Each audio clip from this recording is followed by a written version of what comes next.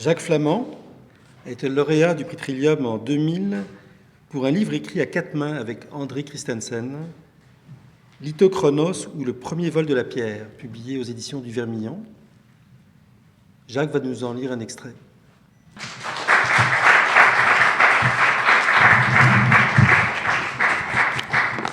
Merci Marc, mais je ne vais pas lire un passage du livre que tu viens d'évoquer. Mais néanmoins, ça sera un autre livre que j'ai co-écrit avec André Christensen, parce qu'ensemble, nous avons fait beaucoup de travaux, aussi bien de traduction que de co-écriture. Je voudrais dédier ces brefs instants à la mémoire de mon fils aîné Jean, qui s'est suicidé à l'âge de 47 ans.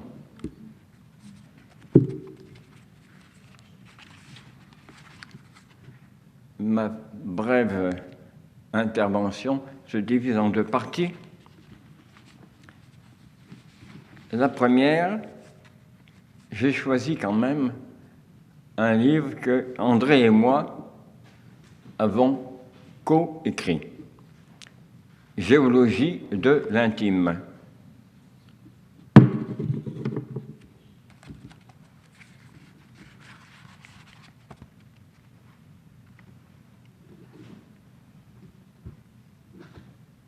Et c'est le thème d'ailleurs, à nouveau, de la pierre. Comment approche-t-on de la pierre? On la soupèse, mais comprend-on son braille de forme, de couleur, son parfum, son grain, voluptueusement, si pesant et si léger, blotti dans la paume? La main seule peut-elle lire la pierre?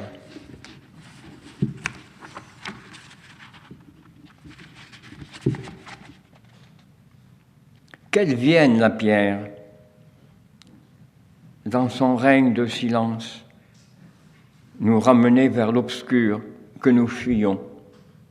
Qu'elle vienne nous rendre la parole, nous offrir ce qu'aucun humain ne dira.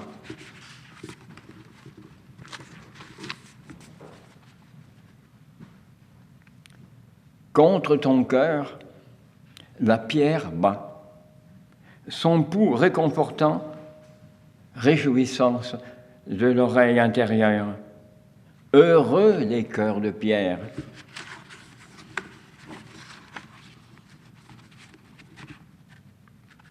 Pourquoi chercher là-bas ce qui est ici? Observe le pierrier, tu sauras quelle est la montagne.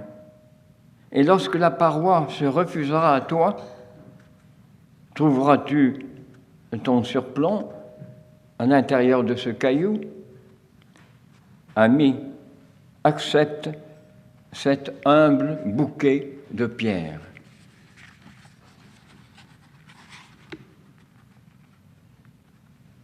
Si la mort un jour nous sépare, la pierre nous unira. Entre nous, il y aura toujours la pierre. Joie.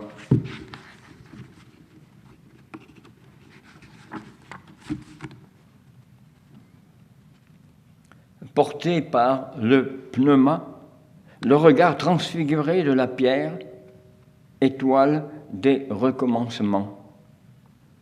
Dans l'œil de l'autre monde, l'étincelle de l'homme nouveau.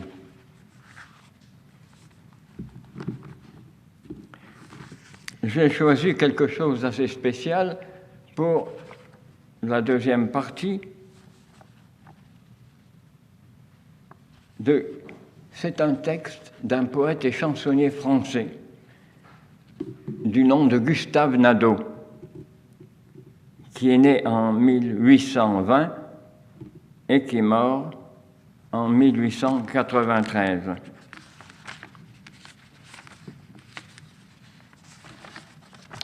Et j'ai beaucoup aimé ce texte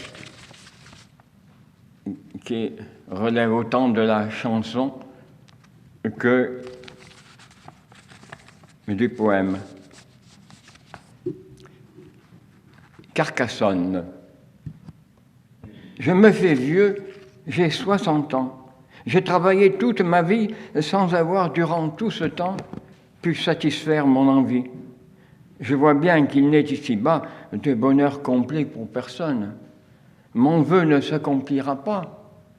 Je n'ai jamais vu Carcassonne. On voit la ville de là-haut, derrière les montagnes bleues.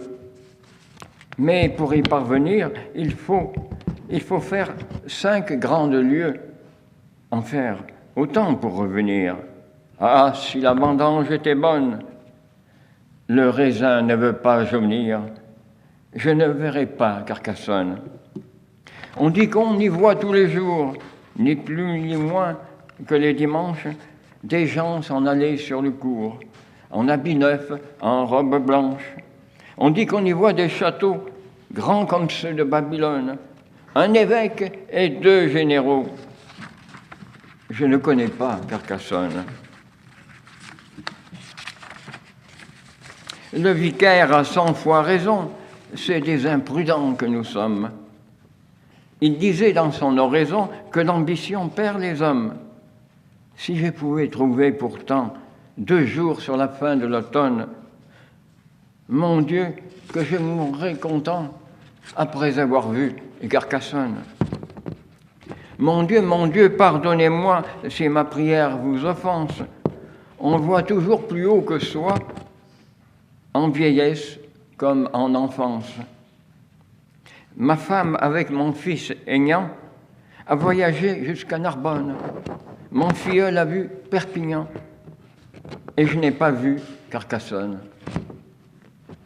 Ainsi chantait près de Limoux un paysan courbé par l'âge.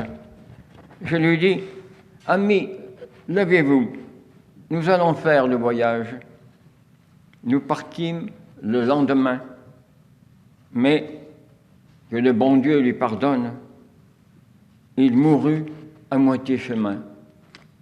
Il n'a jamais vu Carcassonne. Merci.